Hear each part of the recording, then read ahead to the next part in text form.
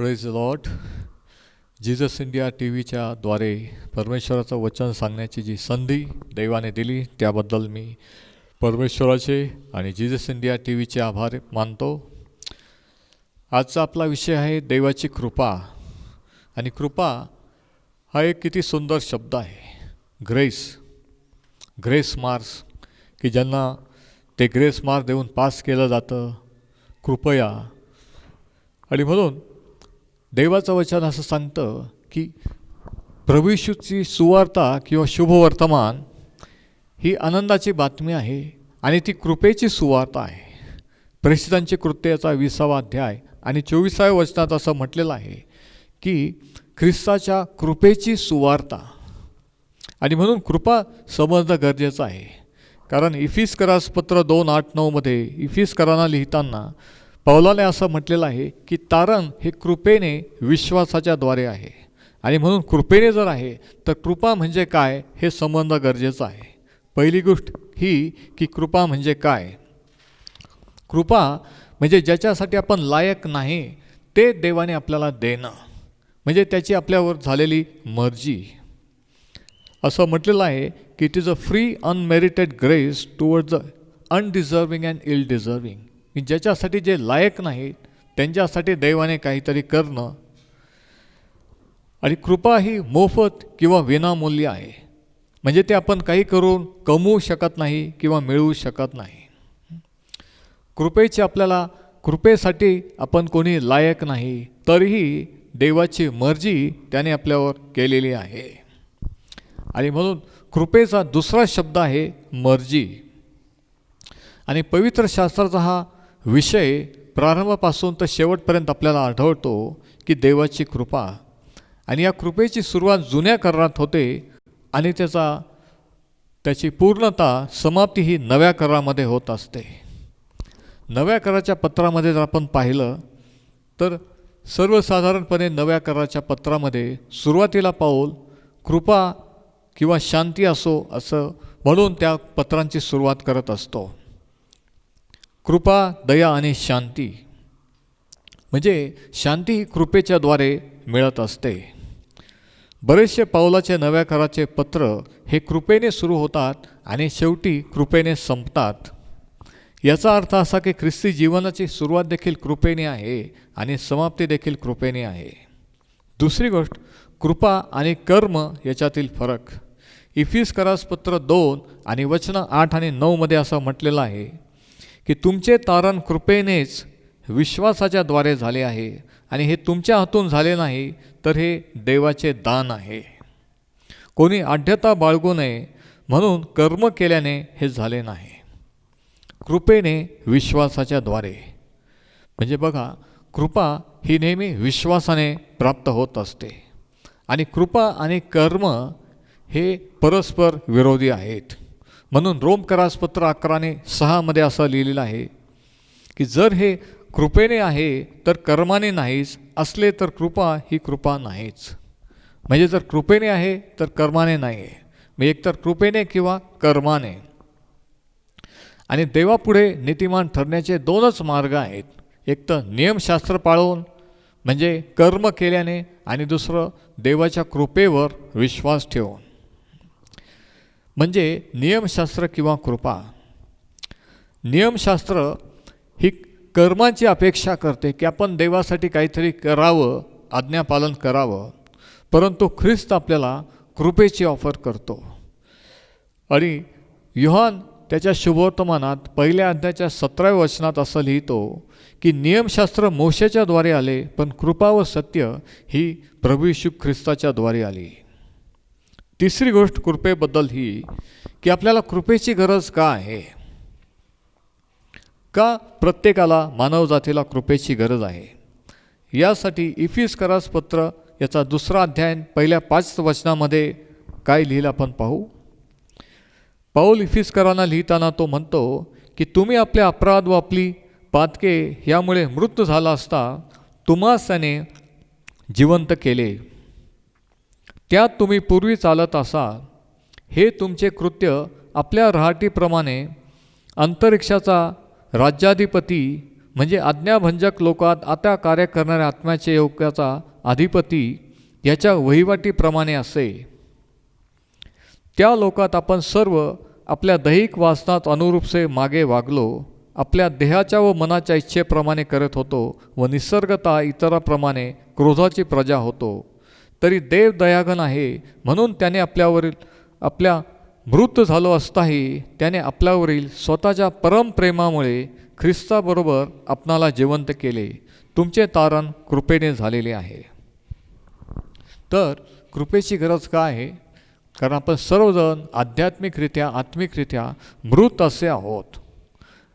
आपण देवापासून दूर गेलेले आहोत आणि म्हणून कृपेची गरज आहे. स्तोत्र 14 आणि वचन 2 आणि 3 मध्ये असं लिहिलेलं आहे, कोणी समंजस आहे काय, कोणी देवभक्त आहे काय, हे पाहण्यासाठी परमेश्वराने मानवाकडे स्वर्गातून अवलोकन केले. ते सर्व मार्गभ्रष्ट झाले आहेत, एकूण ते एक बिघडलेले आहेत. सत्कर्म करणारा असा कोणी नाही, एकही नाही. आणि ही अवस्था सर्व मानवजातीची आपली असल्यामुळे नियमशास्त्र आपल्याला ह्या बाबतीत मदत करू शकत नाही. नियमशास्त्र आपण आध्यात्मिकरित्या मृत असल्यामुळे जिवंत करू शकत नाही. म्हणून गलतीकरास पत्र याचा 3 अध्याय आणि 21व्या वचनात पाऊल म्हणतो, जीवन देण्यास समर्थ असे नियमशास्त्र दिले असते तर नीतिमत्व खरोखर नियमशास्त्राने आले असते. म्हणजे नियमशास्त्र पाळून आपण जिवंत होऊ शकत नाही, नियमशास्त्र जीवन देऊ शकत नाही. चौथी गोष्ट कृपेबद्दल ही की कृपेचा एकमेव मार्ग, की कृपा आपल्याला कशा रीतीने किंवा कोणाच्या द्वारे प्राप्त होते. आणि याचं उत्तर रोमकरास पत्रात पाऊल देतो. रोमकरास पत्राचा 8वा अध्याय आणि वचन 3 ते 4 इथे तो म्हणतो, नियमशास्त्र देह स्वभावाने दुर्बल असल्या कारणाने ते त्याला असाध्य ते साधण्याकरिता देवाने आपल्या पुत्राला पापी देहासारख्या देहाने व पापाकरिता पाठविले आणि देहात दंडाज्ञा करून पापाचा मोड केला.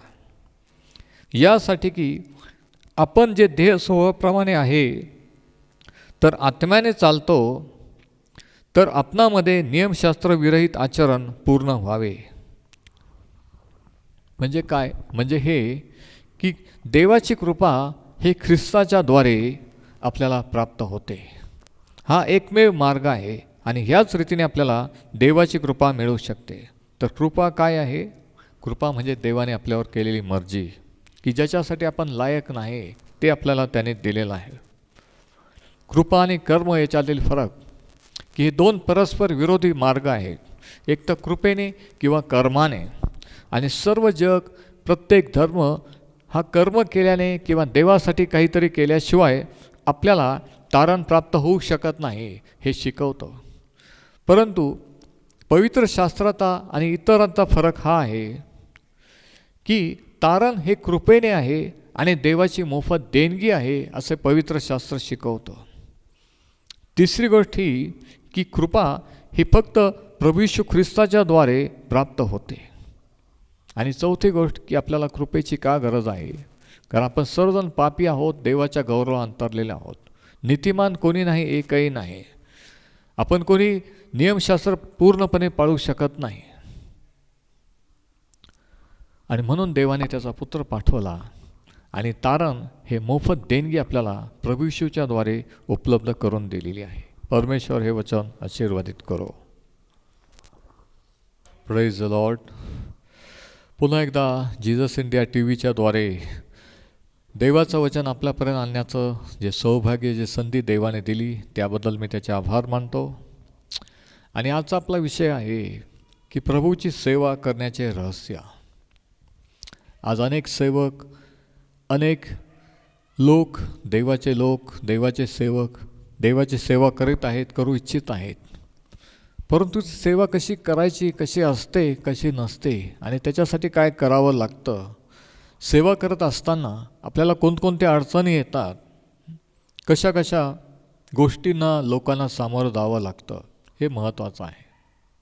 आणि म्हणून तुम्ही जर आज सेवक असाल, सेवा करत असाल की सेवा करण्याची इच्छा असेल, तर आजचा हा संदेश नक्कीच आपल्यासाठी आशीर्वादाचा ठरेल. आणि सेवा करण्याचे काही रहस्य आपण मरियाकडून शिकणार आहोत.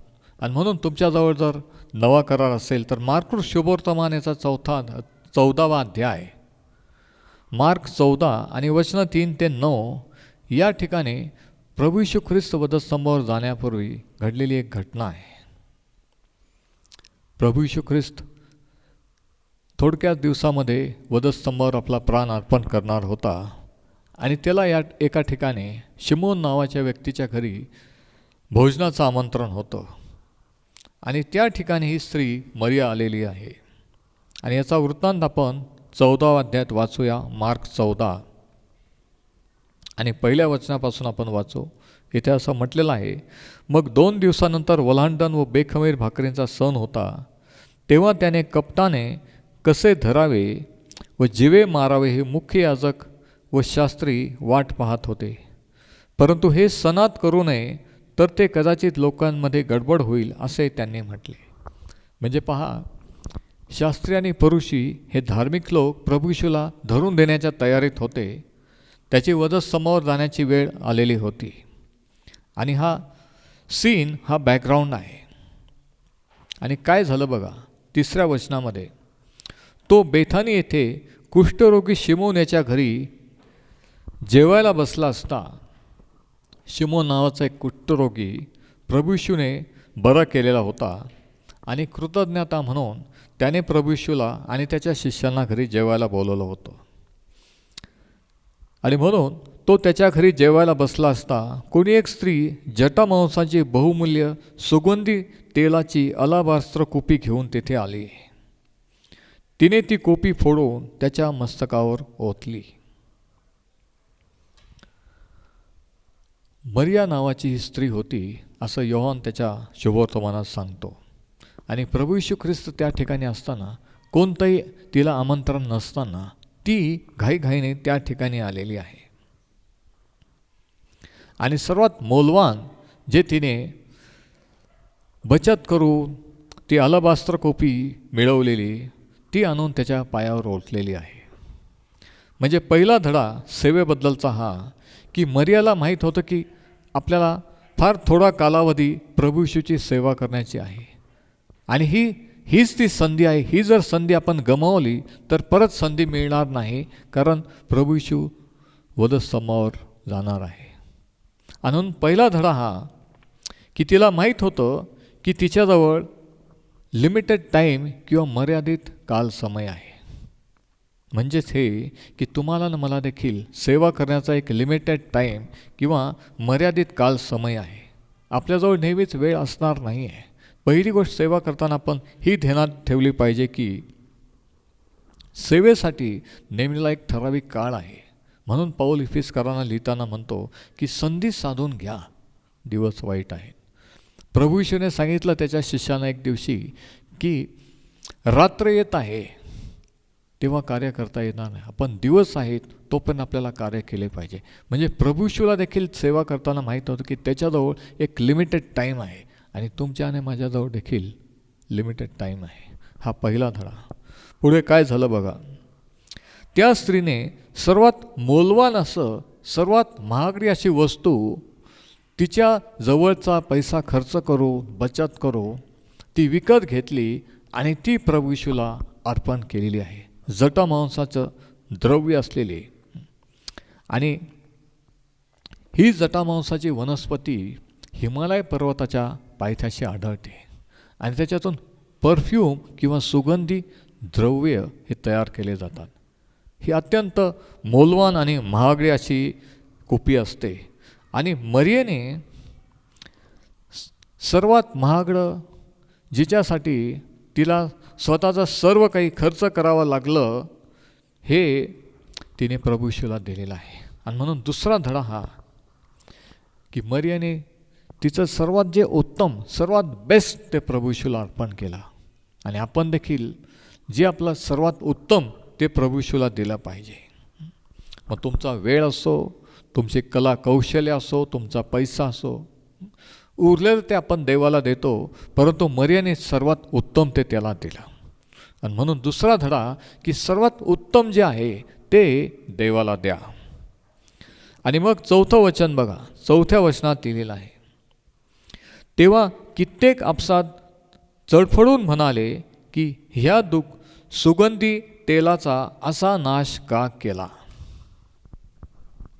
ती सुगंधी द्रव्याची बाटली फोडली, त्याच्या मस्तकावर ओतली, पायावर ओतली आणि ती त्याच्या पायांचं चुंबन घेऊ लागली. सर्व त्या घरामध्ये तो परफ्यूमचा वास, तो सुगंध पसरलेला आहे. लोक त्याचा आनंद घेत आहे.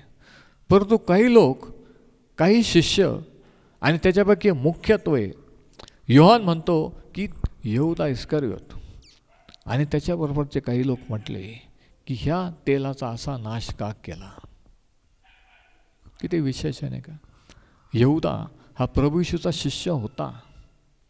तो प्रभू येशूसोबत राहत होता. त्याने त्याचे कार्य, त्याचे चमत्कार पाहिलेले होते, शिक्षण ऐकलेलं होतं. तो कोण आहे हे माहीत होतं. आणि तरीही त्याला वाटलं की हा नाश आहे. आज कितीतरी त्याचे सेवक, त्याचे शिष्य आहेत की त्यांना असं वाटतं की देवासाठी उत्तम ते देणं, ज्यांनी उत्तम ते दिलेलं असतं, हा नाश आहे, पैशाचा अपयोग आहे, वेळेचा अपयोग आहे. आणि म्हणून शिष्य त्याला म्हणाले, मुख्य करून यहूदा इस्करियोत, की ह्या तेलाचा असा नाश का केला. तो समजू शकला नाही की हा नाश नाही, तर हे प्रभू येशूला एक अर्पण आहे. त्याची किंमत मर्यादेने मोजलेली आहे. तिने स्वतःचा पैसा त्याच्यात लावलेला आहे. तिने बचत करून पैसा जमवून ती सुगंधी द्रव्याची जटामांसाची कुपी तिने विकत घेतलेली आहे. ह्याचं तिला काही नाही. ह्या लोकांना त्याचं काही वाटत नाही. ते म्हणतात की ह्या सुगंधी तेलाचा एवढा नाश का केला. बाकीचे लोक, ते घर सुगंधी सुवासाने भरलेलं होतं, त्याचा आनंद घेत होते. आणि यहूदा आणि काही लोक हे चिडलेले होते, संतापलेले होते. त्यांच्यामध्ये मत्सर निर्माण झाला आणि ते म्हटले की असा नाश का केला. ते त्या सुगंधी द्रव्याचा आनंद घेऊ शकले नाहीत. ते ढोंगी होते. आणि म्हणून पुढं आपण वाचतो की ते म्हणतात की हे विकून गोरगरिबांना देता आले असते. अचानक त्यांना समाजकार्य किंवा गोरगरीब हे सुचतात.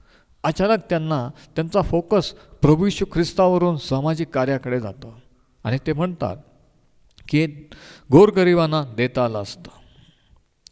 आणि म्हणून तिसरा धडा आपण याच्यावरून हा शिकतो की ज्यावेळेस आपण देवाची सेवा करत असतो, ज्यावेळेस आपण त्याला आपला उत्तम वेळ, आपला पैसा, आपले कला कौशल्य जे उत्तम आपल्याजवळ आहे ते देत असतो, तेव्हा नेहमी काही देवाचे लोक हे टीका करतात. ते टीका करतील.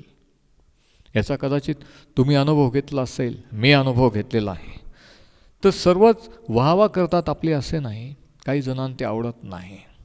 काही जण नेहमी विरोध करतात. म्हणून तिसरा धडा हा की प्रभू येशूची सेवा करताना जे उत्तम जर आपण त्याला दिलं तर लोक आपल्याला विरोध करतील. असे काही लोक असतात की जे नेहमी टीका करतील. परंतु पुढे काय होतं बघा, वचन 6, मार्क 14 आणि 6 इथं असं लिहिलेलं आहे, त्यानंतर येशू बोलला, हिला असू द्या, हिला त्रास का देता, हिने माझ्यासाठी एक सत्कृत्य केलेलं आहे. बघा, प्रभू येशूला मध्यस्थी करावी लागली आणि प्रभू येशू ख्रिस्त म्हणतो की हिला त्रास का देता. म्हणजे त्यांचं हे बोलणं, त्यांची टीका करणं, तिने जे आनंदाने मनापासून केलं, देवाच्या दृष्टीने ते टीका, तो त्रास होता.